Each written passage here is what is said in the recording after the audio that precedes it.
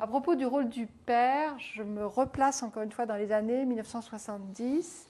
Est-ce que vous ne pensez pas que le féminisme a joué un rôle dans les demandes des femmes qui venaient avec leur mari et qui voulaient que leur mari reste avec elles? Il me semble qu'il y a eu le courant majoritaire du féminisme dans les années 60-70, ça a été un féminisme égalitaire qui voulait que les hommes assistent donc à l'accouchement, qu'ensuite ils s'occupent du bébé à part quasiment égale avec la femme, même si c'était une pure fiction. Donc est-ce que vous ne pensez pas que c'est ça qui a amené ce mouvement auquel vous avez été confronté? Alors, il est certain que la participation du père du bébé, c'est une attitude qui s'est développée rapidement, d'une façon, on peut dire, inattendue, à un certain moment. Et on peut se demander quels ont été les principaux facteurs à l'origine de ces nouveaux comportements. Il y en a sans doute plusieurs, ce n'est pas contradictoire. Il m'a semblé, à l'époque, et quand j'y repense rétrospectivement, il m'a semblé que c'était avant tout, au début, une adaptation à une situation nouvelle, en ce sens que les femmes accouchaient dans des hôpitaux de plus en plus grands, que c'était une concentration des accouchements dans de grands hôpitaux. Ça va de pair, on pourrait dire, avec l'industrialisation de l'accouchement. Ça, c'est un fait presque historique. Vous voulez dire la solitude que vivaient les femmes dans ces grandes maternités hospitalières? Bien, c'était une situation nouvelle, se trouver dans un environnement inhabituel. Pour beaucoup de femmes, l'environnement hospitalier était inhabituel, au milieu de gens qu'elles ne connaissaient pas. Donc on peut expliquer qu'au milieu de sages-femmes qu'elles ne connaissaient pas, souvent la sage-femme était devenue un membre de l'équipe médicale. Donc il semble que ce soit à l'époque le facteur déterminant, à une époque où aussi la famille s'était réduite à la famille nucléaire. C'est un fait très important, ça, du XXe siècle. Et il y a un autre facteur qui paraît peut-être important rétrospectivement, c'est que les gens ont eu de plus en plus des voitures automobiles et que le père du bébé, c'était le chauffeur de la voiture. Donc c'est lui qui amenait la femme à la maternité, puis après la femme disait est-ce que je peux garder mon mari avec moi, qu'on fait du mari. Donc il y a tout un contexte. Alors dans quelle mesure il y a en même temps un contexte conceptuel, l'effet de mouvements comme les différents mouvements féministes, c'est très difficile à évaluer. On ne peut faire que des hypothèses. Mais ce qu'on peut observer, c'est que c'est un phénomène qui est survenu rapidement et à peu près partout dans le milieu industrialisé, mais pas toujours exactement à la même époque. Pas toujours à la même époque et pas toujours à la même vitesse. Et on peut apprendre beaucoup, d'ailleurs, de différences internationales. Il y a certains pays qui ont été en retard pour accepter la participation habituelle du père du bébé. C'est le cas, par exemple, de l'Irlande. En Irlande, c'est seulement à la fin des années 1980, c'est-à-dire parce que 20 ans après ce qui s'est passé dans les autres pays d'Europe occidentale, que les hommes ont été acceptés dans la maternité. Ça, c'était l'effet de la pouvoir, en quelque sorte, du professeur O'Driscoll, qui, tant qu'il a été en exercice, s'est toujours opposé à la participation des pères. Donc l'Irlande est un exemple. C'est un pays aussi très catholique. C'est un pays très catholique. Il y a eu aussi un retard, si on peut dire, en Hollande. En Hollande, où il y a toujours eu, et encore maintenant, près d'au moins 30% d'accouchements à la maison, on peut dire que jusqu'en l'an 2000 à peu près, c'était encore, malgré tout, semble-t-il, d'après ce que j'ai compris en bavardant avec beaucoup de sages-femmes hollandaises, en essayant de comprendre, c'était encore souvent selon la tradition que ça se passait. C'est-à-dire que pendant l'accouchement, très souvent, l'homme était occupé dans la maison, ou voire il allait au bistrot, puis la femme qui accouchait était avec la sage-femme, l'aide-sage-femme. C'était encore une histoire de femmes. La Hollande n'était pas très réceptive jusqu'à une date récente aux théories qui venaient de l'extérieur. aux théories qui sont à la base de beaucoup d'écoles d'accouchement naturel. On ne parlait pas d'accouchement naturel, on mettait son bébé, si on voulait, à la maison. Et c'est seulement récemment, en Hollande, vers l'an 2000, qu'il y a eu l'effet des messages visuels qui sont plus internationaux, il y a une de globalisation des concepts, l'influence de théories, et c'est seulement, semble-t-il, récemment qu'en Hollande, comme ailleurs maintenant, l'homme, on peut dire le couple accouche, l'homme participe beaucoup plus activement. Et il y a un troisième endroit où ça s'est aussi retardé, c'est la Russie. J'ai une anecdote.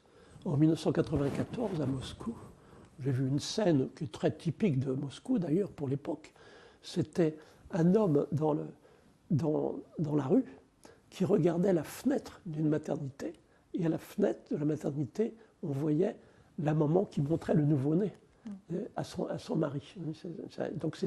Et c'est seulement depuis l'an 2000 que tous les aspects du mode de vie des modes de vie occidentaux se sont développés en URSS. Et maintenant, les pères participent aussi à l'accouchement. Donc, c'est trois pays où la participation du père est arrivée plus tard qu'ailleurs. Mais ce qui est intéressant, c'est que dans ces trois pays, l'ascension des taux de césarienne a aussi été retardée. Jusqu'à la fin des années 80, les taux de césarienne irlandais étaient extrêmement bas. On disait c'est à cause de active management of labor, c'est-à-dire une technique qui consiste à contrôler la vitesse de l'accouchement activement par des médicaments. Or, ceux qui essayaient d'imiter cela ailleurs n'avaient pas les mêmes résultats.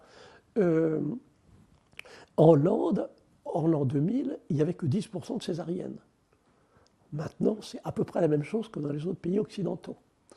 En Russie, jusqu'en l'an 2000, les taux de césariennes étaient inférieurs à 10%. Maintenant, c'est la même chose qu'en Europe occidentale. Donc il y a une chose qu'on peut faire, étant donné que c'est un sujet difficile à étudier. On ne peut pas faire d'études dites randomisées, contrôlées, demander à 1000 femmes d'avoir leur mari et à 1000 femmes de ne pas avoir leur mari au hasard. Eh bien, on peut utiliser il ne faut surtout pas s'arrêter à des anecdotes, parce que les théories actuelles, les théories de la participation du père du bébé, ont souvent eu pour base des anecdotes sélectionnées. Avec fin heureuse, donc il faut se méfier de cela. Donc les comparaisons internationales peuvent être utiles et on peut faire remarquer, en règle générale, que lorsque la doctrine de la participation du père du bébé a été retardée, l'ascension des taux d'intervention a aussi été retardée. C'est une espèce de corrélation qu'on peut mettre dans nos petits ordinateurs personnels pour ensuite essayer de conclure. D'accord. Est-ce que vous ne pensez pas quand même, pour ce qui est de la France, que ce rôle du père a été préparé par l'accouchement sans douleur quand même? Parce que dans l'accouchement sans douleur, les pères étaient encouragés à participer à la préparation et ils étaient souvent très présents dans la salle de naissance. Et donc il y avait déjà une habitude dans ces maternités qui pratiquaient l'accouchement sans douleur, d'avoir le père qui était là. Oui, il est possible que c'est une influence, peut-être encore plus aux États-Unis avec la tendance Bradley, qui a écrit dès les années 1960 un livre qui s'appelait Husband Court Childbirth, le père qui guide. Ça a été et il était sous l'influence des psychoprophylaxies. Donc il est possible que c'est joué un rôle, mais vraiment la doctrine s'est établie soudain plus tard, un peu plus tard. Oui, ça peut être une influence. D'accord. Alors moi je voudrais... Et c'est difficile de dissocier l'influence de la psychoprophylaxie de l'influence du milieu hospitalier qui était en pleine évolution. Puisque, en règle générale, la psychoprophylaxie n'a pas tellement remis en cause l'accouchement en milieu hospitalier. D'ailleurs, elle s'est développée en France à la clinique métallurgiste. Donc tout ça, ça peut aller ensemble. Oui. Alors moi, je voulais revenir aux années 74, enfin, après Le Boyer, à Pithiviers, quand vous devenez finalement le lieu emblématique où l'on accouche théoriquement, selon la méthode Le Boyer. Tout ça, entre Oui, bon, guillemets. il est important de souligner qu'il n'y a pas de méthode Le Voilà, Boyer, exactement. qu'il ne faut jamais parler en tant que méthode de naissance sans violence. Naissance sans violence, c'est le titre d'un livre poétique. Ça n'a rien à voir avec une méthode quelconque. C'est un livre poétique qui attire l'attention sur les besoins du nouveau-né. Donc voilà, dans lequel le père n'est pas du tout présent d'ailleurs. Hein. Ah bah non, surtout les bras poilus qu'on voit dans les ce sont photos, ceux de la c'est couchère. ceux de Le Boyer. C'est ça. C'est pourquoi le fait qu'on, surtout dans les films, le film de Le Boyer, c'est bien sûr c'est une façon de poser des questions sur les besoins du bébé, les besoins du nouveau-né. Il a des besoins en quelque sorte analysés, oui, besoin de chaleur, besoin de protéger de la lumière, de caresses, de peau, de douceur, donc un bain, etc. Mais il est certain que quand je vois ça rétrospectivement, ça pouvait distraire d'une question essentielle qui était l'interaction mère-nouveau-né. Moi, j'ai encore cette vision de nouveau-né qui tournait la tête dans le bain donné par le père ou par une employée, comme si vous voulez, mais où est ma mère? Je veux dire qu'à partir du moment où j'étais complètement libre, c'est-à-dire m'occupant de naissance à la maison, dans un hôpital, même si on est le chef de service, on n'est pas libre. On est obligé de tenir compte de l'attitude de chacun. À Pithiviers, tout le monde était très attaché au bain, hein, ça fait partie du bain. Mais à partir du moment où j'étais libre, je me suis occupé de naissance à domicile, je n'ai pas un seul exemple de bébé qui a eu un bain dans l'heure qui suit la naissance. J'en ai pas un seul exemple. Parce que je vivais cela comme une façon de séparer la mère du nouveau-né. Et je pense, rétrospectivement, je dois dire qu'on n'a pas réalisé l'importance de cette découverte scientifique, cette accumulation de données scientifiques permettant de dire le nouveau-né a besoin de sa mère, c'était complètement nouveau. Et on a été distrait par le phénomène Le Boyer. Rétrospectivement, on peut dire ça. On a été distrait et on n'a pas réalisé le pouvoir de la science moderne. Au contraire, c'était une démarche qui ne se voulait pas scientifique. Alors qu'aujourd'hui, finalement, on ne peut compter que sur la science moderne pour renverser les conditionnements culturels. On est obligé, maintenant on est dans le piège, on est au pied du mur, on peut pas, c'est plus possible. Pensez que dans quelques années, si on ne change pas de direction, la césarienne sera la façon la plus habituelle de mettre au monde un bébé. Déjà aujourd'hui, l'intervention médicale la plus fréquente, de loin, c'est la perfusion d'ocytocine synthétique. Ce qui veut dire les femmes ne sont pas capables de libérer l'hormone naturelle. Il faut la remplacer. Donc, et ça veut dire ça remplace les hormones de l'amour. Voilà où nous en sommes aujourd'hui. Donc là maintenant, on est obligé rétrospectivement d'oser dire ce qui n'est pas toujours facilement accepté. Donc, vous avez pratiqué le bain à Pithiviers. Disons qu'à Pithiviers, les femmes de service, sages-femmes qui avaient lu Le Boyer, étaient très attachées au bain. Dès qu'un bébé naissait, elles étaient contentes d'aller remplir la petite baignoire. Oui. Et c'était un plaisir pour ces femmes de donner le bain au bébé. Moi, personnellement, ça ne m'empêchait pas de me poser des questions. D'autant plus que... Mais c'était quand même sous le regard de la mère, la baignoire était à côté. Sous le regard de la mère, mais on avait l'impression, mais pourquoi pas le bébé dans les bras de sa mère? Oui, c'est un petit peu l'impression que personnellement j'avais. Bon, ceci dit, je ne voulais pas être autoritaire, mais en même temps, j'étais très au courant des avancées scientifiques, parce que je connaissais personnellement des gens comme Jay Rosenblad, qui étudiait les effets comportementaux d'hormones, Marshall Klaus et John Kennel, qui avaient étudié les effets d'un contact de peau-à-peau mère nouveau-né, sont venus nous rendre visite à Pithiviers. Oui, ils m'ont invité aux États-Unis, je les ai connus. Donc j'étais très au courant à l'époque des avancées scientifiques. Et mes propres questions étaient relatives beaucoup plus à l'interaction mère nouveau-né. Le nouveau-né qui a besoin de sa mère, la mère qui a besoin de ses nouveau-nés. On a été un peu distrait de ce que nous apportait la science à l'époque. Alors, dire quelle est la part de ce qui a été positif ou négatif, c'est très difficile de l'évaluer, mais rétrospectivement, on peut dire, surtout, ça ne nous a pas permis de réaliser l'importance de découvertes scientifiques. on les a méconnus. Quand je dis quelle est à votre avis la plus grande découverte scientifique de la deuxième moitié du XXe siècle, personne ne dira « Ah, on a découvert qu'un nouveau-né a besoin de sa mère ». Ça ne viendra à l'idée de personne. Or, c'est peut-être important. Et c'est d'autant plus important qu'aujourd'hui, on est dans la même situation à propos des besoins de base de la femme qui accouche. Il faut aussi redécouvrir. Il faut avoir confiance dans la physiologie moderne pour ça. Elle est puissante. Oui, alors je voulais aussi revenir à quelque chose qui a été je sais pas, inventé dans la décennie 70, qui n'est pas dans le Boyer non plus, qui est le fait de faire couper le cordon ombilical au père. Est-ce que vous avez pratiqué ça à Pithiviers? Oui, alors il est certain que dans les années 1970, quand la doctrine de la participation du père du bébé s'est établie, on a dit pourquoi pas faire couper le cordon au père. Est-ce que vous vous souvenez qui a introduit ça? Enfin, avec quelle logique?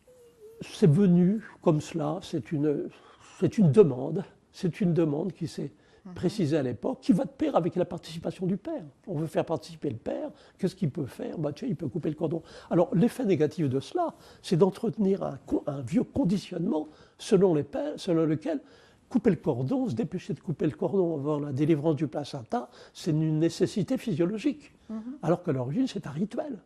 Ça fait partie des façons de séparer la mère du bébé immédiatement. C'est comme ça va de pair avec des croyances, comme le colostrum est mauvais pour le bébé, comme la mère ne doit pas regarder les yeux de son bébé parce que les mauvais esprits pénétreraient dans le corps du bébé, comme où il faut vite langer le bébé de façon serrée, il n'y a pas de contact de peau à peau. Tout ça, ça va ensemble. Eh bien, la section du cordon, ça fait partie de tous ces rituels. Eh bien, dire on va faire couper le cordon par le père, c'est renforcer ce conditionnement culturel, qu'il faut que quelqu'un soit là pour couper le cordon. Tous les milieux culturels ont transmis des croyances et des idées, qu'on pourrait faire des conditionnements culturels, et l'effet a toujours été le même. Une femme n'a pas le pouvoir d'accoucher par elle-même. Quelqu'un doit être là. Par exemple, là où il y a des mutilations génitales traditionnelles, rituelles, avec des cicatrices périnéales, des infibulations, etc., il faut que quelqu'un soit là pour couper le périnée, sinon le bébé ne peut pas venir. Il faut que quelqu'un soit là pour couper le cordon. Il n'y a qu'à voir, pour réaliser quel point ces conditionnements sont profonds, il n'y a qu'à voir le vocabulaire. On dit toujours qu'on parle de la personne qui a accouché la femme ou accouché le bébé, mis au monde. Et il n'y a qu'à voir même les racines des mots. L'obstétrique, ça vient du latin obstetrix, c'était la sage-femme. Obstare, oui. Ça veut dire vous ne pouvez pas accoucher s'il n'avait pas une aide en face de vous. Voilà, ce sont des. Alors, et ce conditionnement culturel ancien, qu'une femme n'est pas capable d'accoucher, qu'il faut que quelqu'un soit là, ça a des effets très profonds actuellement. Quand par hasard, aujourd'hui, une femme accouche vite, facilement, rapidement, facilement, par exemple, elle est à la maison, elle accouche avant l'arrivée de la sage-femme ou avant l'arrivée de l'ambulance, ça pourrait être une très belle expérience. Pas de perturbation, c'est rapide, c'est facile, il n'y a pas de médicaments, il n'y a pas eu besoin de médicaments, ça devrait être une très bonne expérience. Le plus souvent, ça se passe en pleine panique. Le père est en pleine panique parce qu'il se dit « moi je ne sais pas couper le cordon, je ne sais pas quoi faire ». Comme le conditionnement culturel, il faut que quelqu'un soit là pour faire quelque chose. Donc voilà. Alors c'est pourquoi il est tellement important aujourd'hui de nous tourner vers la physiologie qui nous dit « mais on ne peut pas aider un processus involontaire ». Mais il y a des situations qui peuvent l'inhiber. Et il faut protéger la femme qui accouche de ces situations. C'est le nouveau paradigme. Mais en fait, dans aucune société traditionnelle ou autre, les pères n'ont coupé le cordon ombilical. Ça n'a jamais été le rôle du père. La plupart des sociétés ont eu pour rituel de se dépêcher de couper le cordon. Oui, pas toutes. Il y en a qui attendent que le placenta soit. Il y a des exemples, c'est ça. Il y a des exemples, il y a des diversités, mais habituellement, d'ailleurs, le père n'était pas là. Donc, oui, non. Donc, je m'interroge sur. Comment est-ce que c'est arrivé dans notre société hyper médicalisée C'est arrivé dans les années 70 avec cette demande occasionnelle de la participation du père du bébé. Je sais pas si et de là, on l'a étendu puisqu'il est là, on va l'occuper. Oui. Bah, Vous c'est voyez comme ça, comme ça, historiquement, c'est comme ça que ça s'est passé, historiquement. Oui. Le père était là, et Oui. on va l'occuper. À propos du rôle du père, moi j'ai une anecdote un peu décalée par rapport à tout ce que vous nous racontez. Il se trouve que on m'a raconté que dans les lycées en classe de 4e, dans les années 70, il y avait de l'éducation sexuelle en cours de sciences naturelles. Alors c'était plus les histoires des fougères, etc. Mais c'était, on projetait un film qui avait été fait par le Centre national de documentation pédagogique qui montrait un accouchement très réaliste, hein, vraiment vu du côté du sexe de la femme, de l'enfant qui sort, enfin de tout. Et le jeune collègue qui m'a raconté ça m'a dit que dans toute sa classe, des classes mixtes, les garçons avaient été horrifiés de tout ça, parce que c'était extrêmement technique, enfin pas du tout, il n'y avait pas de jolie musique ou de petites fleurs, de chants d'oiseaux, etc. Que la prof avait bien essayé d'expliquer après, mais que ça n'avait pas marché. Et que tous les hommes de cette génération avaient été traumatisés par ce film et qu'aucun n'avait voulu assister à l'accouchement de sa femme. Donc c'est assez... Et je veux dire, c'est assez typique aussi de cette idée qu'il faut montrer les choses comme elles sont aux garçons adolescents pour qu'ils sachent ce qui les attend plus tard. Enfin, et que c'était tombé complètement à plat, en fait. Il y a des situations, des circonstances, surtout dans le domaine de la sexualité, où peut-être il faut apprendre à ne pas tout montrer. Oui. Quand on parle de l'attraction sexuelle, par exemple, l'attraction sexuelle est en partie nourrie par le mystère. Une jupe fendue est plus érotique qu'un bikini. Il faut savoir aussi introduire un peu, pas tout savoir. Oui, non, mais... En savoir trop, c'est un handicap. Mais c'est aussi quand même le contexte des années 70, il ne fallait pas mentir, il fallait bien...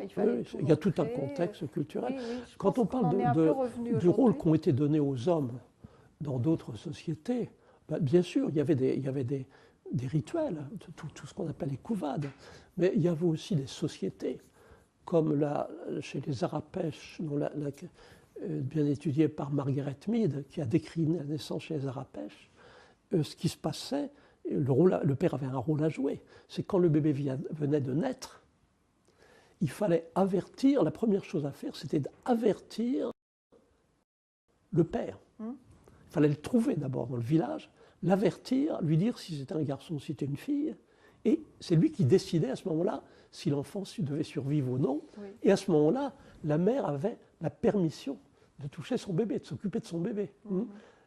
Donc, il y avait une espèce d'interférence entre la sage-femme et le père, vous voyez, pour décider, pour autoriser la mère. Et ce qui est intéressant, c'est que ce genre de rituel, on le retrouve dans des parties du monde très éloignées de celles étudiées par Margaret Mead.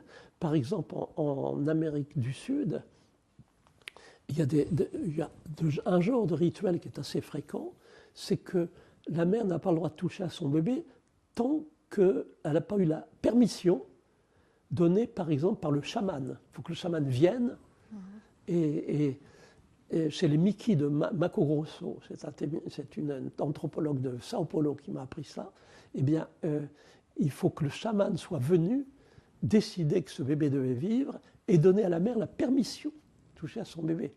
Et dans d'autres sociétés sud-américaines, en Amazonie, il faut que le parrain soit venu avec ses amis de cérémonie pour donner à la mère la permission de toucher à son bébé. C'est-à-dire on retrouve à peu près partout les mêmes interférences culturelles massives.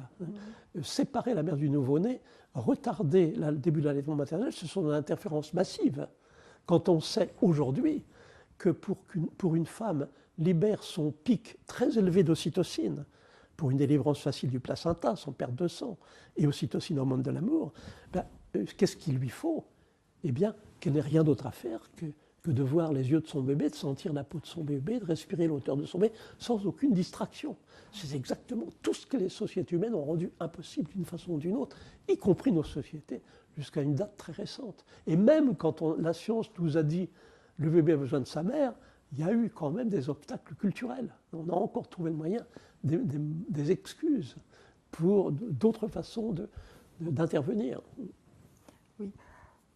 Alors, je voulais revenir encore aux années 70 et vous demander si vous vous souvenez des oppositions que vous avez rencontrées dans le milieu obstétrical quand vous avez sorti Bien-être, quand vous avez été connu comme un lieu où on en accouchait d'une manière différente. Alors, on a eu un gros avantage à Pithiviers, c'est d'être un peu isolé. Oui, mais les gens venaient de très loin pour Les gens accoucher venaient chez de très vous. loin, mais vu professionnellement. Hum. Isolé, les gens venaient de très loin. On a des gens qui sont venus des États-Unis ou d'autres pays européens. Mais isolés professionnellement. Et je dois dire que, en règle générale, dans les milieux obstétricaux, ça a plutôt été une indifférence vis-à-vis de sujets qui n'apparaissaient pas comme importants. C'est plutôt l'impression que j'ai eue. Oui. Oui. C'est qu'on abordait des questions qui n'étaient pas très importantes, des petites choses Quand même, il gentilles. y a eu Minkowski qui était quand même vent debout contre Oui, ce type d'accouchement. Oui, alors Il y a en France, Sureau vous a répondu l'année suivante avec pour un nouveau-né. Sureau, je l'ai rencontré souvent. On avait une relation comment dire, très courtoise. Hein. On s'est souvent trouvés dans les mêmes missions, comme si on ne parlait pas de la même chose. Voilà. C'est plutôt cela. Hein. Oui. Mais ce n'est pas une animosité. Bon. Celui qui pouvait être à la limite peut-être un peu plus agressif, c'était Minkowski, sauf quand j'étais directement avec lui dans des émissions. Oui, là, il était très courtois. Hein. Oui. Oui, par écrit, il était peut-être plus violent. Mais quand rétrospectivement, on essaie de relire ce qu'il avait écrit à l'époque, on doit dire que ça ne passe plus aujourd'hui. Quand par exemple, il a écrit dans les années 70 pour un nouveau-né sans risque, il disait maintenant qu'on a des machines électroniques qui permettent de surveiller de façon continue le rythme du cœur du bébé, il n'y a plus aucun risque, vous allez avoir du bébé sans aucun risque. Bon, rétrospectivement, on peut dire, c'était pas aussi simple que ça, il avait pas compris. Et ce qu'il disait, c'était dangereux. C'était dangereux parce que ça voulait dire, s'il y a un accident, ça veut dire qu'il y a une faute, il y a des coupables. Ça contribue à augmenter la fréquence des problèmes médico-légaux, c'est-à-dire à introduire des atmosphères de peur dans les milieux de naissance. Or, il n'y a rien de pire dans une salle de naissance qu'une atmosphère de peur. Dans un lieu de naissance, la peur, c'est l'ennemi. L'adrénaline, c'est ce qui empêche tout. Eh bien, des livres comme Pour un nouveau-né sans risque, on peut dire rétrospectivement, ça a eu cet effet de créer des situations de peur, la peur du risque médico-légal, parce que tous les bébés doivent naître en bonne santé, vivants et en bonne santé. Mais est-ce que vous avez pu argumenter avec cette manière que vous avez là Pas vraiment, pas directement, non. Parce que moi j'ai l'impression quand même que les obstétriciens ont été en général extrêmement peu favorables à la méthode de Le Boyer. Ils accusaient la naissance dans la pénombre d'interdire de voir si les enfants avaient besoin d'être réanimés, de les laisser prendre froid parce qu'ils n'étaient pas tout de suite habillés, qu'on pouvait passer à côté de choses Alors graves. il est certain qu'il y a des choses que les obstétriciens ne pouvaient pas facilement comprendre dans les années 70, mais qui sont compréhensibles aujourd'hui, grâce au progrès d'études scientifiques, c'est que moi j'avais compris dès les années 70, dès le début des années 70, que le seul effet du monitoring électronique fœtal, c'était d'augmenter les taux de césarienne. Ça me paraissait...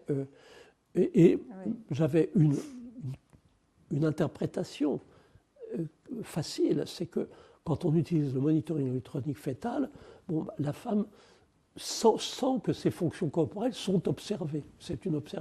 Son néocortex est stimulé. Elle ne peut pas être complètement... elle peut pas partir complètement sur une autre planète. Ça rend les accouchements plus difficiles, plus dangereux. Il faut faire plus de césarienne. J'avais compris cela très tôt. Donc on avait eu tendance, bien qu'on était des pionniers pour utiliser le monitoring, tendance à très vite éviter de l'utiliser. Alors c'était difficile à comprendre, Mais ensuite, ça a été justifié par un nombre extraordinaire d'études randomisées contrôlées comparant différentes façons d'écouter le bruit du cœur du bébé de façon discontinue, de façon continue, etc. Et toutes les études publiées ont dit la même chose, quel que soit le contexte, grossesse à haut risque, à bas risque ou le tout venant, toutes les statistiques ont toujours dit, mais tous les statisticiens ont dit, le seul effet constant et significatif de l'utilisation du monitoring électronique fœtal sur les statistiques, c'est d'augmenter les taux de césarienne. Ils n'ont jamais trouvé un autre effet. Donc notre attitude, qui était encore un peu intuitive, ensuite a été justifiée. Il y a beaucoup de connaissances qui étaient intuitives dans les années 70 et qui sont faciles à expliquer dans le langage scientifique d'aujourd'hui. Aujourd'hui, on peut dire que ce qui caractérise notre époque, c'est à quel point le langage scientifique apporte son soutien à beaucoup de connaissances intuitives. Concrètement, comment vous faisiez à Pithiviers? Donc, vous avez arrêté de mettre le monitoring? On écoutait la sage-femme écoutait les bruits du cœur de façon discontinue, en fonction du cas particulier. Avec le monitoring, elle le Non, branchait? non, avec un petit Doppler de poche, un petit appareil un peu comme un rasoir électrique, et en fonction du cas particulier. Pas au moment où ça pourrait gêner le plus. La femme qui tout d'un coup part sur une autre planète, ça marche bien, on ne va pas la distraire. C'est important de comprendre la différence entre l'obstétrique, discipline médicale, qui suit des protocoles, et l'art de la sage-femme. L'art de la sage-femme qui s'adapte à chaque cas particulier, qui tient compte de son expérience personnelle, quelquefois de ses intuitions. Alors qu'en obstétrique, discipline médicale, il y a des protocoles stricts. On fait ceci dans telle circonstance. C'est ça la grosse différence, qui n'est pas toujours facile à comprendre et à expliquer. Je vais donner un exemple pour montrer cela. C'est par exemple dans le cas d'une naissance à la maison. Imagine une femme qui est dans sa propre salle de bain ou sa chambre à coucher, personne d'autre alentour qu'une figure maternelle expérimentée, silencieuse, vécue comme une personne protectrice, sage-femme, doula, etc., personne d'autre. Veut de toute évidence, ça marche bien, ça se sent que ça marche bien, la poche des os est intacte, la femme, comme souvent quand elle est libre, elle est penchée en avant, à quatre pattes, ce qui évite la principale cause de souffrance fœtale pendant l'accouchement, qui est la compression des gros vaisseaux par le bébé, par l'utérus. Donc la principale cause de souffrance fœtale est éliminée quand la femme... Et ça marche bien, la poche des os intacte, dans ces conditions-là, on ne va pas distraire la mère, si tout va bien, pour écouter les bruits du cœur. On va attendre le moment où elle va se lever pour aller aux toilettes, pour au passage... Écoutez, c'est s'adapter au cas particulier. Ça, c'est l'art de la sage-femme, par contraste avec la pratique de l'obstétrique, qui est standardisée. Oui. La même époque voit apparaître ce qu'on appelle l'autonomie. Et donc, la mère a besoin de son bébé, le bébé a besoin de sa mère. Velleman théorise le rapport de la mère au bébé avant même la naissance. Quel est votre positionnement lorsque Velleman fait connaître les conclusions de sa réflexion sur le rapport entre la mère et le bébé? Alors, il est intéressant d'évoquer des termes, des concepts qui ne passent pas les frontières. Et en règle générale, en France, on aime bien les mots savants d'origine grecque. Mais ces mots savants d'origine grecque ne passent pas facilement les frontières. Alors un bon exemple, c'est autonomie. Bon, avant, il y a eu la sophrologie, il y a eu la végétothérapie, il y a eu la psychoprophylaxie. Tout ça, en France, on aime ces mots savants d'origine grecque et on pratique selon une des méthodes annoncées par ces mots sophistiqués. Ce qui est intéressant, c'est que le point commun entre tous ces mots, c'est qu'ils ne passent pas les frontières. Alors, on peut se demander pourquoi. Par exemple, ce qu'on appelait en France la psychoprophylaxie, aux États-Unis, on n'a parlé que de méthode Lamaze. C'est simple. Il faut des choses simples. Oui. On n'a jamais parlé de sophrologie. Ce n'est pas connu pratiquement, bien que ce soit un Colombien qui a introduit ça quand il était à Barcelone. La sophrologie, c'est un mot absolument qui n'a pas passé les frontières. Puis quand on explique dans les pays de langue anglaise ce que c'est, on s'aperçoit que c'est entièrement contenu dans ce qu'ils appellent hypnosis, une des variantes de hypnosis. C'est un petit peu la même chose pour aptonomie. Mais bon, l'aptonomie, ça veut dire la sorte du toucher, un mot savant d'origine grecque, aptos c'est grec, etc., etc. Et là encore, c'est un mot qui n'a pas franchi les frontières. Mais quand on analyse un petit peu le contenu, on s'aperçoit que, oui, tout ce qui est dans l'aptonomie, ça se fait aussi ailleurs, mais sans le mot savant. Par exemple, dans les pays dans la langue anglaise, on parle beaucoup de touching, de touch for health, des choses comme ça. Oui. Il y a visualisation qui est un petit peu inclus dans l'aptonomie. Alors bien sûr, il y a aussi des childbirth educators aux États-Unis et ailleurs qui ont impliqué le père du bébé, d'établir déjà un contact père-bébé pendant la grossesse, avec des bases un peu théoriques, mais sans utiliser de mots savants. Donc, un premier commentaire qu'on peut faire, c'est qu'il y a une petite particularité française, on aime se réfugier derrière des mots savants d'origine grecque. Vous voyez, ça ressemble un petit peu à des méthodes. Alors, Bergman est hollandais. Oui, il est hollandais, mais c'est en France, quand il est habitant dans les Pyrénées, qu'il a vraiment été connu et qu'il a développé sa façon de voir les choses. Et son nom. Oui, c'est ça. Son nom à la pratique. Oui, ça. Il y a une chose c'est que ça contribue beaucoup à renforcer en France la doctrine de la participation du père, active du père. Il y a quelque chose d'artificiel. Quelque chose d'artificiel, d'impliquer spontanément les pères ne s'intéressent pas de la même façon. Oui. On a une tendance aujourd'hui à vouloir établir des liens directs père-bébé qui sont un peu symétriques des liens directs mère-bébé. Par exemple, dans les années 70, les scientifiques nous ont parlé de période critique dans l'attachement mère-bébé dans l'heure qui suit la naissance. Période critique, pourquoi? Parce que la mère et le bébé sont dans un état hormonal très spécial qui ne se reproduira jamais. Ocytocine, endorphine, prolactine, etc. Noradrénaline pour le bébé. C'est critique pour la mère et pour le bébé. Les théoriciens ont voulu établir une espèce de lien père-bébé qui serait symétrique, qui serait un peu la même chose.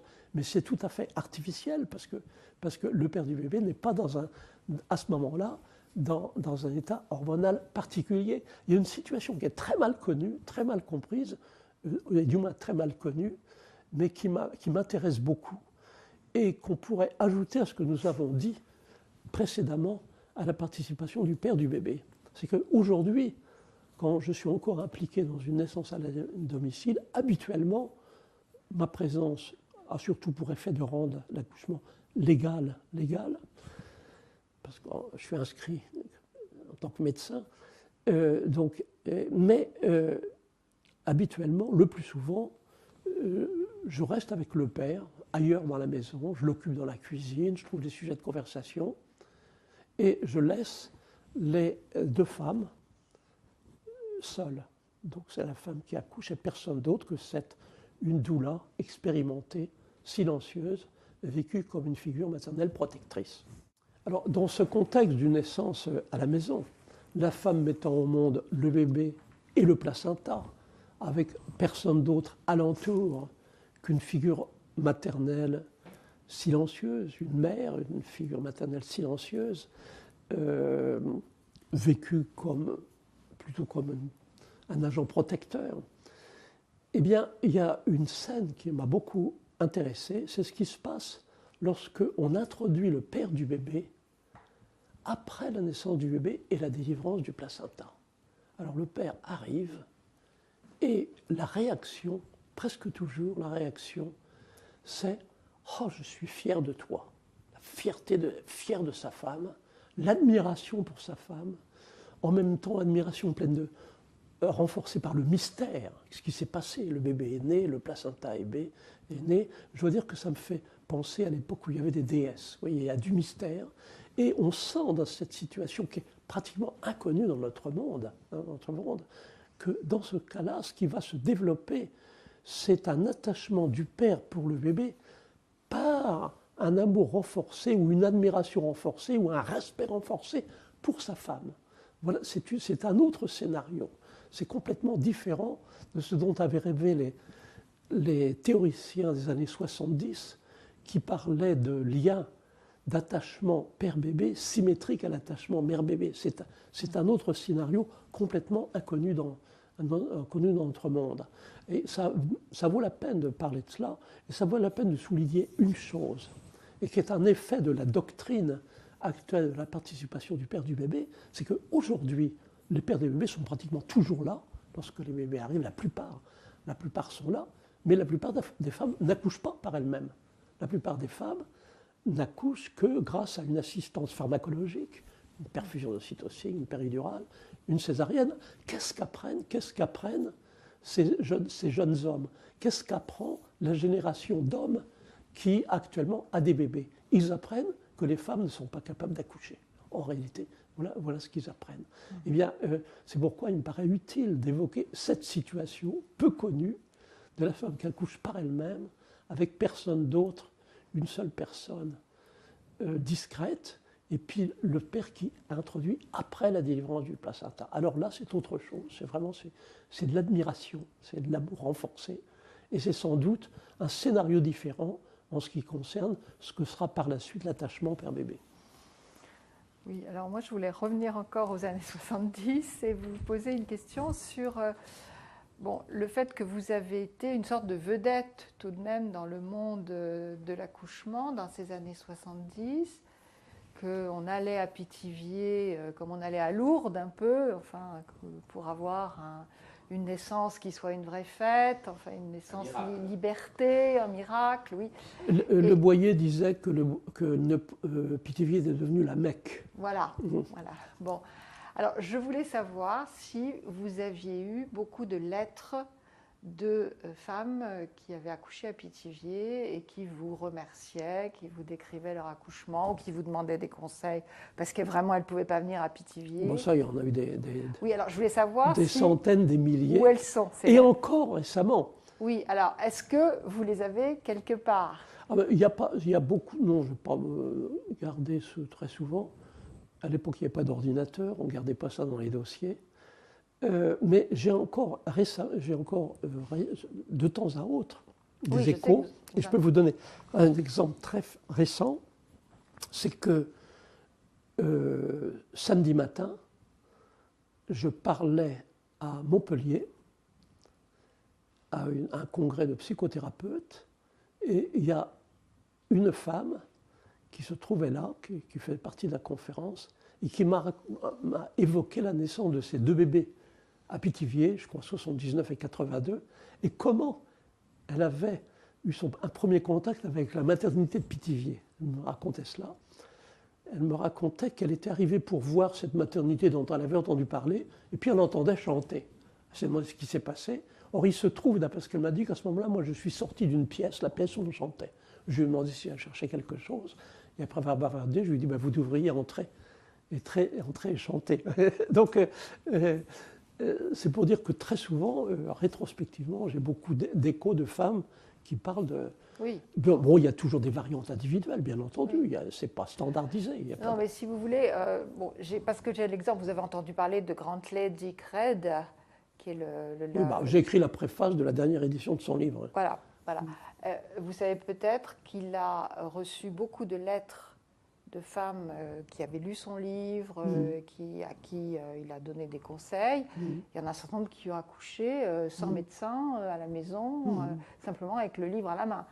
Et ces lettres ont été données par aide au Wellcome Institute de Londres, où elles ont été exploitées par une historienne. Et donc, il est sorti un livre qui s'appelle Post-War Mother, qui est vraiment une source très, très intéressante pour les historiens. Donc, je voulais savoir si il y avait la même chose du côté de Pithiviers. En fait, j'ai jamais pensé tellement à garder des archives. Une des raisons, c'est que quand j'étais à Pithiviers, c'est seul médecin pour 1000 naissances par an. Vous étiez souvent de garde, alors je ne sais pas comment... je ne savais pas ce que c'était que ne pas être de garde. Oui. Pendant de nombreuses années, je ne savais pas ce que c'était que de ne pas être de garde. Donc, Bien, oui, on pouvait vous appeler n'importe pendant quand. de nombreuses années. Ouais, ouais. Déjà, ça commençait à Tizi-Ouzou. J'étais dans l'hôpital jour et nuit. Donc, et à Pithiviers, pendant des années, je n'ai pas pris de vacances. J'ai été travailler. J'étais là 365 jours par an, jour et nuit. Donc, Oui, ça paraît impensable. j'avais aujourd'hui. autre chose à faire que de. Ouais. Et puis, peut-être que ça fait partie aussi de ma nature, d'être en général plutôt tourné vers l'avenir, de penser comment préparer l'avenir. Et puis, je n'ai pas tendance à tellement garder des archives. Non, mais vous auriez pu les mettre dans un carton Oui, et en oui, partant de Pithiviers, Oui, en faire oui. quelque chose. Bon, Non, mais non, j'ai pas. c'est pas resté dans les Non, archives non, de ça l'hôpital non plus. reste occasionnel et je n'ai pas tellement gardé. Non, bon, mais c'est un petit peu dommage pour les Je n'avais pas pensé à cette question d'historienne. Oui, voilà. Sinon, oui, vous parlez aussi dans les articles des cahiers du nouveau-né, cette expérience. Bon, qu'est-ce que vous pouvez en dire d'ailleurs de l'expérience des cahiers du nouveau-né? Parce que vous avez été très présent dans les 8 numéros. Bien, oui, les cahiers du nouveau-né, c'était collectif. Oui, oui, c'était un collectif où il y avait à la fois des médecins, mais aussi des anthropologues, des gens de disciplines assez différentes, des psys. Oui, Il y avait des parents aussi. Dans les journées. Oui, pas dans le comité de rédaction. Non, mais dans les journées. Ah oui, il y avait deux choses différentes. Il y a le groupe qu'on a créé en 1975, le GREN, oui, oui. qu'on appelait le GEN, le GEN, groupe d'études du nouveau-né, oui. qui se réunissait à l'hôpital de Saint-Cloud à l'origine, Oui, qui ensuite est devenu le GREN, oui, oui. parce qu'on s'est aperçu qu'il y avait déjà un GEN, groupe de recherche d'études du nouveau-né. Et donc, c'était des réunions à peu près mensuelles, où très souvent, au début, on s'asseyait en cercle, et il n'y avait pas de sujet. On parlait comme ça de ce qui nous venait par la tête. Et puis, ça serait structuré. Donc, alors ça, c'est les comités de rédaction des cahiers du nouveau-né, c'est une émanation du GREN, en quelque sorte. Oui. C'était des gens qui faisaient partie du GREN et qui ont décidé de publier des livres collectifs. Donc vous avez beaucoup participé à ces numéros. J'étais toujours à la réunion du comité de rédaction, Oui. et dans chaque livre, j'ai publié moi-même un article, dont un qui est un peu assez, on pourrait dire, assez amusant. C'est le collectif qui s'appelle L'Aube d'Essence. Oui, l'Aube d'Essence. Oui. L'Aube d'Essence, Oui. on s'était réunis pour parler du développement des fonctions sensorielles. Alors on avait discuté. Qui peut parler du développement du système auditif? Qui peut parler du toucher? Qui peut écrire sur un expert sur la vue, etc., etc., etc. On avait fini les 5 sens, vous voyez, les 5 sens, c'est ça, prêts à partir. Et quand presque tout le monde était prêt à partir, le sens du goût, le sens de l'odorat, etc. Et à ce moment-là, quand tout le monde est parti, j'ai dit, et le système vestibulaire? L'oreille interne, le plus primitif de nos organes des sens, qui nous donne la notion de position du corps, l'équilibre, qui nous permet. Et le système vestibulaire. Personne n'avait pensé, on dit toujours les 5 sens, on ignore le plus primitif de nos organes des sens. Primitif ontologiquement et phylogénétiquement, c'est le système vestibulaire. Alors j'ai dit, et le système vestibulaire? On était déjà debout, prêts à partir. Alors ils m'ont dit, bon, écoute, tu le fais le chapitre. Et alors ce qui fait que j'ai fait un chapitre qui s'appelle « Et le système vestibulaire ?» pour l'interrogation. C'est une petite anecdote à propos des cahiers des nouveau-nés. Oui, d'accord. Il y a Est-ce que ça vous a apporté ces réunions pluridisciplinaires, ce contact avec des gens qui n'étaient pas exactement... C'est toujours intéressant de réunir des gens qui ont des horizons différents. Il y avait un numéro où on a fait quelque chose peut-être assez nouveau aussi, c'était le numéro sur la prématurité. Oui. Il se trouve que j'avais été déjà à Bogota, en Colombie, là où on avait développé ce qu'on a appelé après les soins kangourous. Oui, les bébés à l'époque, ils n'utilisaient pas le terme. Bon, disons qu'ils avaient compris que la mère pouvait être le meilleur de tous les incubateurs, importants dans un pays à standard de vie assez défavorisé, beaucoup de prématurité. Donc, ils avaient développé la notion de la mère en tant que meilleur incubateur possible. C'est ça qu'on... Eh bien, comme j'avais été là-bas, on a pu demander à l'époque à l'un des pédiatres de Bogota d'écrire un texte dans les cahiers du nouveau-né. je crois que c'est la première fois qu'il y a eu, en dehors de la Colombie, un texte sur ce qu'on a appelé par la suite méthode kangourou. C'était dans les cahiers nouveau-nés en français. Oui. Il n'appelait pas encore ça les soins kangourous. Non, Ça, non, c'est une expression qui a été donnée Oui. par des visiteurs étrangers Oui. par la suite.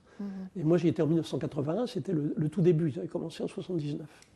Dans l'émission de radio que j'ai entendu, dont j'ai entendu la transcription, vous parlez de la musique, de la... Ou alors c'est Le Boyer qui en parle, du tempura, vous savez, de cette musique de rythme extrêmement sourd, de cette viole en fait. J'en ai parlé un peu de la tempura. Oui, oui. Oui, alors, Est-ce que vous... parler de la tempura, Ouais. bon, c'est un petit peu revenir à ce qui est essentiel dans la physiologie de l'accouchement. Pendant l'accouchement, c'est comme pour l'endormissement, il faut que le néocortex se mette en repos. Alors bien sûr, la règle essentielle, bien sûr, c'est que, a priori, le silence est favorable. C'est comme pour s'endormir. C'est plus facile de s'endormir si on est dans le silence, en règle générale. C'est comme pour l'accouchement. Ceci dit, il est certain que dans un cas comme dans l'autre, il est possible qu'une musique monotone, avec des fréquences graves, puisse quelquefois, peut-être, aider les processus physiologiques, aider l'endormissement et peut-être aider l'accouchement. Ce qui fait que pendant une certaine période, on a essayé à Pithiviers, de temps en temps, de passer cette musique, la tempura. La tempura, c'est un instrument à cordes, et c'est une musique très monotone, c'est une fréquence basse. Il est certain qu'on peut s'y endormir. Alors on a fait ça pendant un certain temps, jusqu'au jour où j'ai trouvé que le disque était cassé. Bon, c'était l'époque des disques à l'époque. Oui. J'ai toujours soupçonné une certaine sage-femme qui en avait assez d'entendre cette musique et qui voulait s'en débarrasser. Je ne sais pas. Mais c'est pour dire que, bien sûr, il y a toujours, quand on parle d'accouchement, il y a des besoins de base, mais c'est comme pour l'endormissement, il y a des variantes. A priori, le silence, c'est la condition de base essentielle, mais quelquefois, on peut aussi s'endormir alors qu'il n'y a pas de silence. Vendredi dernier, j'étais à une conférence à Luxembourg. Quand une des présentatrices parlait, je me suis endormi. Donc on peut s'endormir quand les gens parlent. Est-ce que vous imposiez cette musique? Oh non, on n'a jamais rien imposé. C'était les femmes qui la demandaient ou comment ça se faisait comme ça. Tiens, si on écoutait, qu'est-ce que vous penseriez de cette musique ou de choses comme ça? Et ça allait avec la salle sauvage ou ça allait Non, avec c'était dans la salle de naissance.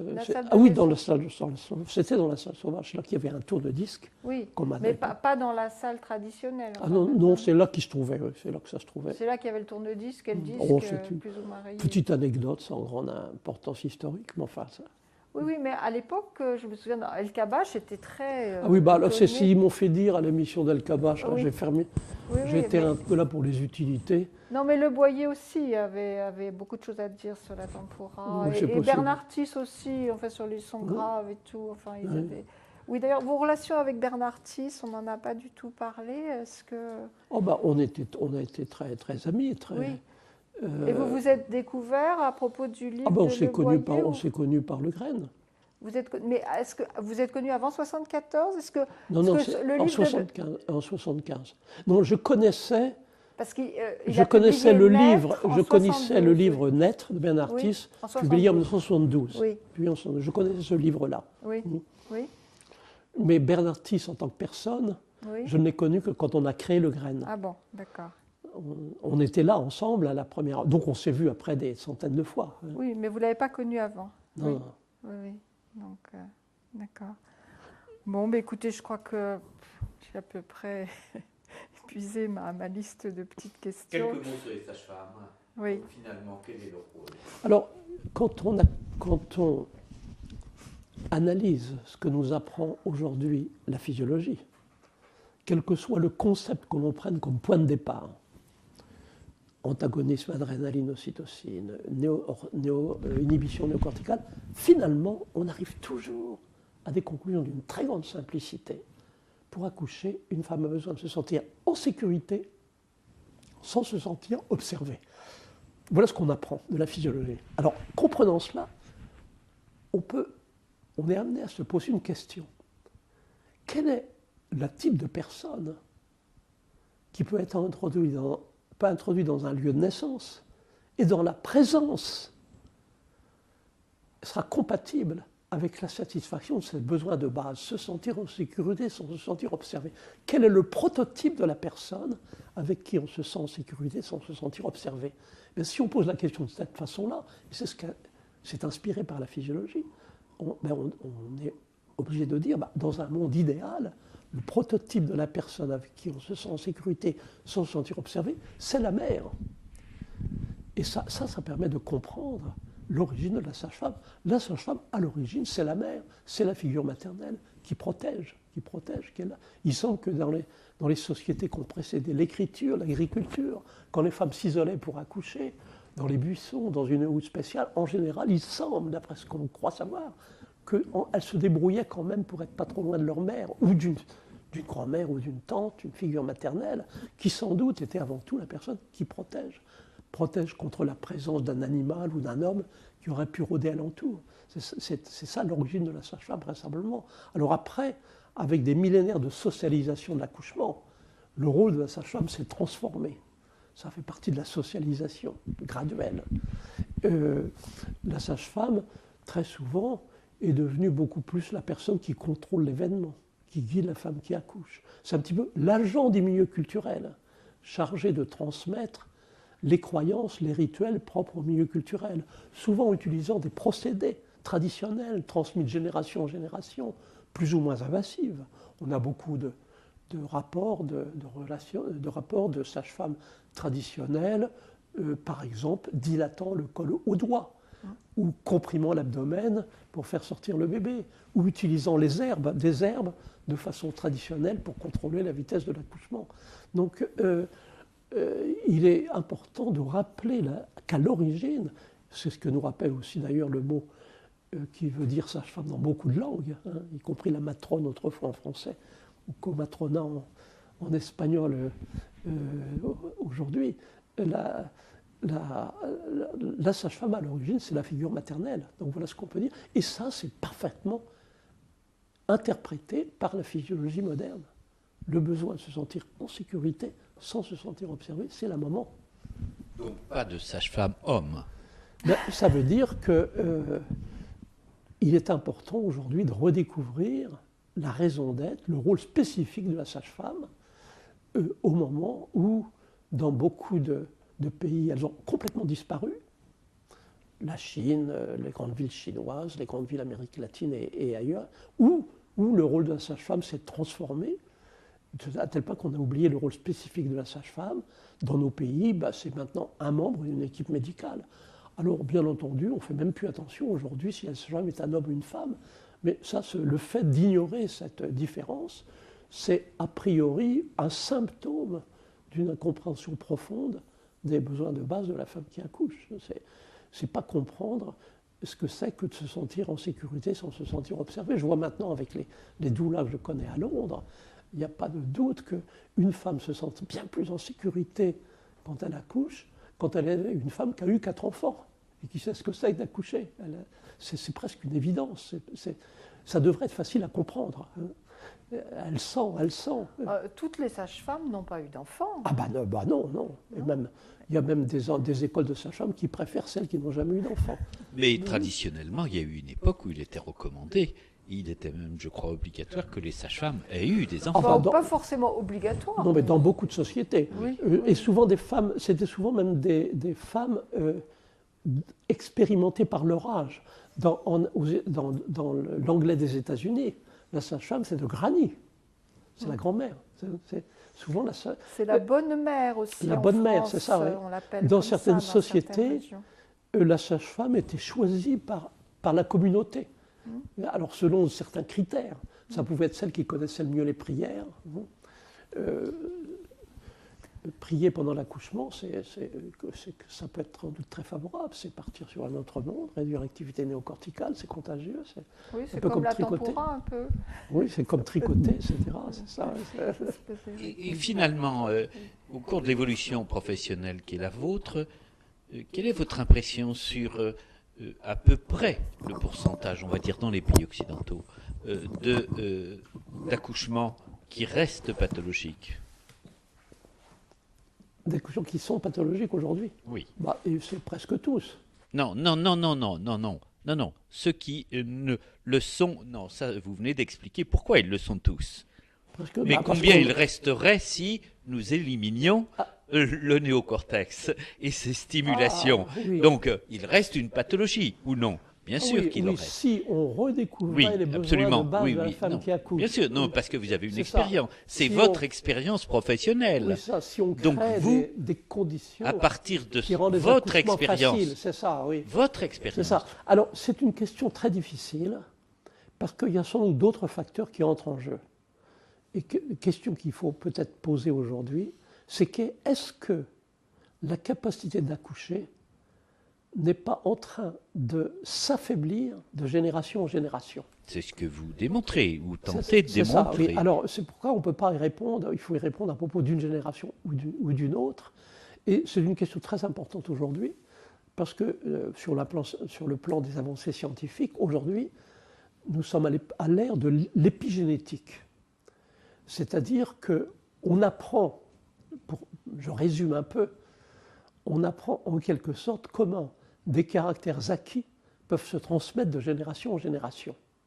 On comprend comment, quand un organe ou une fonction devient moins utile, s'affaiblit. C'est la sélection naturelle. Il y a la transmission de génération en génération, non seulement du génome, mais de l'épigénome, c'est-à-dire du résultat de l'effet de l'interaction gène-environnement. Lysenko. C'est ça. Alors, dire quelle est la proportion de femmes qui peuvent accoucher par elles-mêmes, ça peut... Non, mais l'expérience de Michel Audin. Oui, mais ça peut aller de génération en génération. Alors, dans la population actuelle,